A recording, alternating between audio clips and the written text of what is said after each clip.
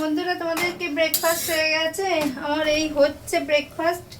আজকে আমার মেয়ে অফিস যায়নি আর কি, শরীরটা তেমন ভালো নয়। ব্রেকফাস্টই বলো, জলখাবারই বলো, আর নাস্তাই বলো, যে যাই বলো, হয়ে গেছে কি।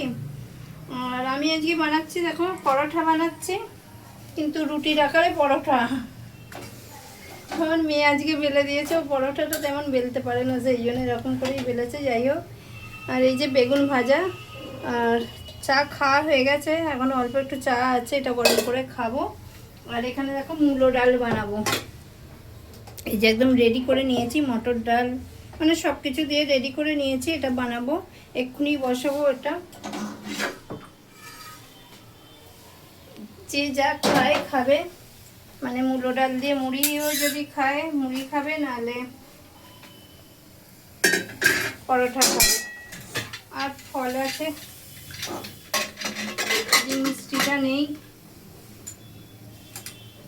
আমার ব্রেকফাস্ট এইটুকুই।